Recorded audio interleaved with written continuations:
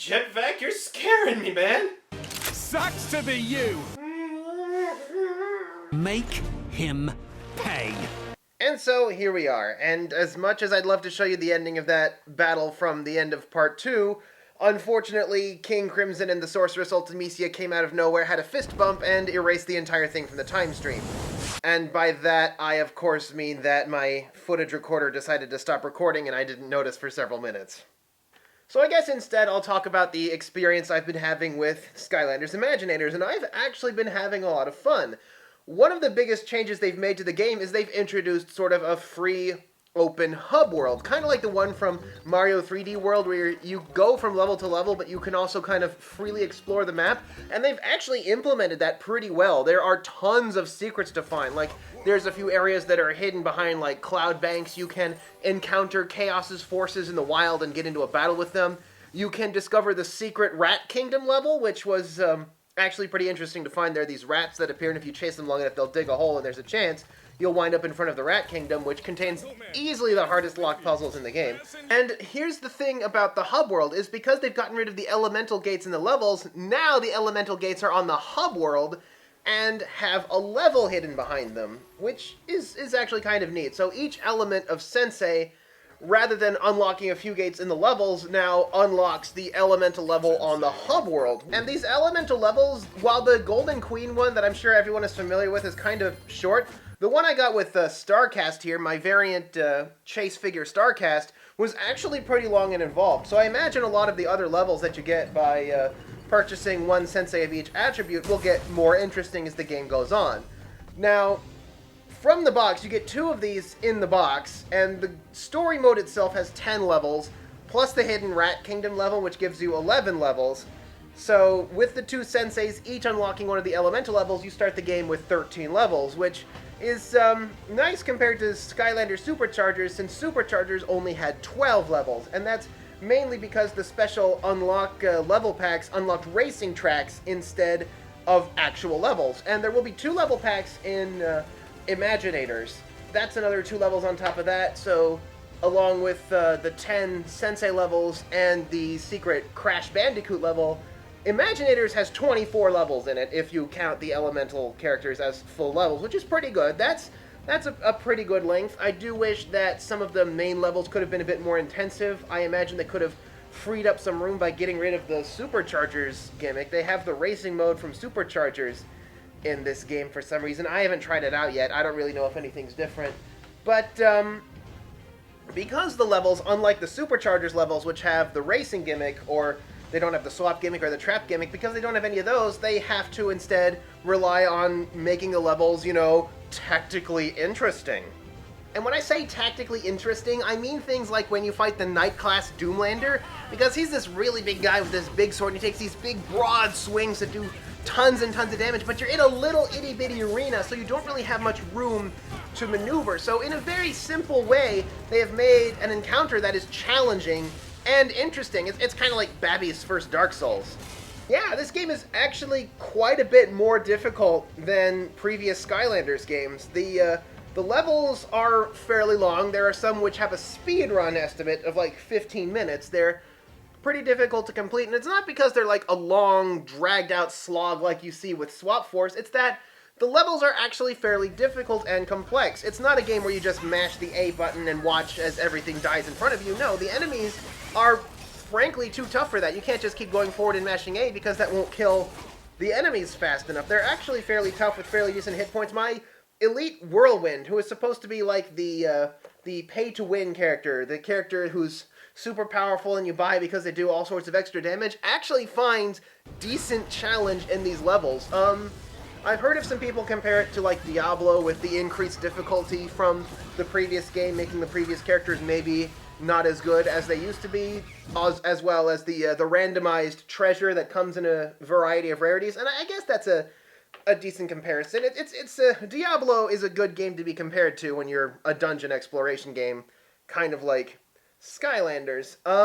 Although there are a couple of things that Skylanders did that I disagree with, and that would be class locking and microtransactions. With these creation crystals, I know I compared them to traps before, but it turns out that when you use them in the game, you have to pick one of the 10 classes at the beginning, and it stays permanently locked in that class forever. There is no way to reset that, and the excuse, and I'm calling it an excuse, I was given was that they don't want people willy-nilly changing classes on the fly. Well, my response to that is, why not make it so that you have to completely scrap your previous character in order to change classes?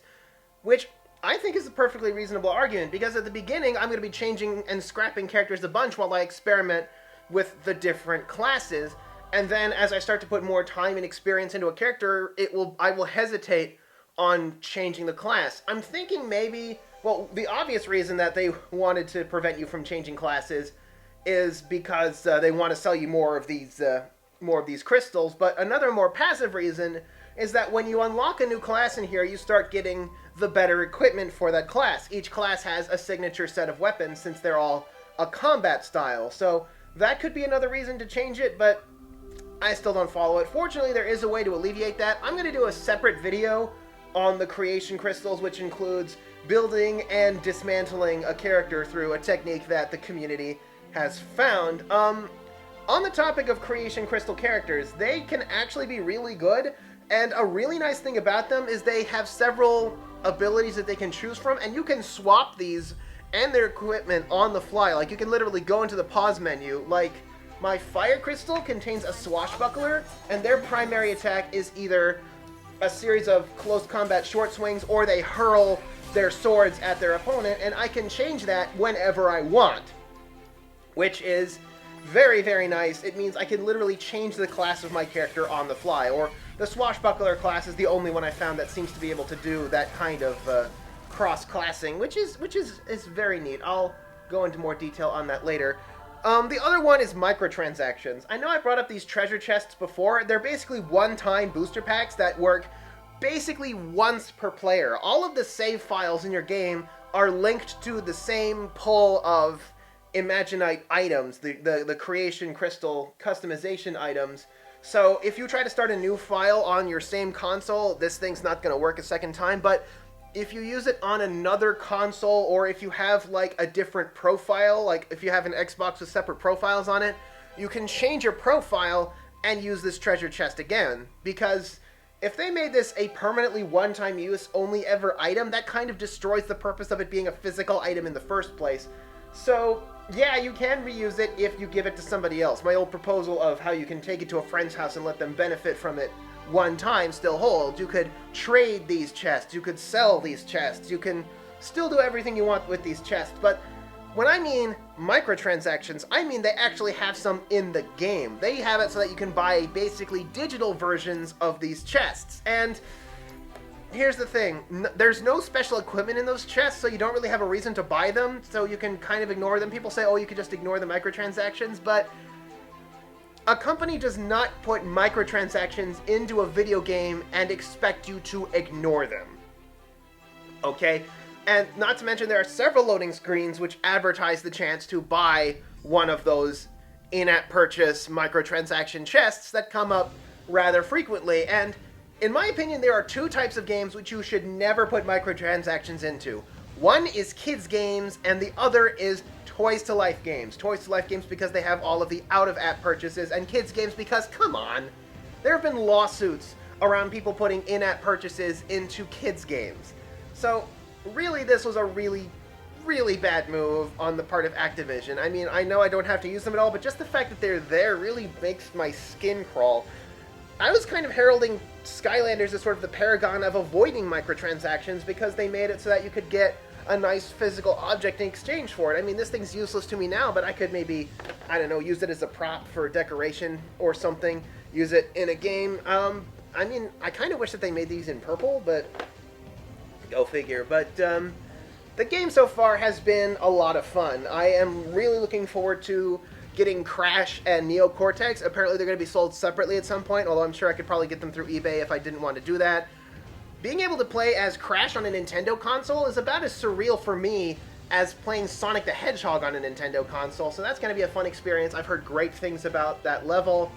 I'm having a pretty good amount of fun. I recommend this game. Maybe wait for a sale. I mean, I'm already seeing the Senseis and the Creation Crystals going on sale at Target through Cartwheel. Like, Like this new Magic Crystal I got 20% off.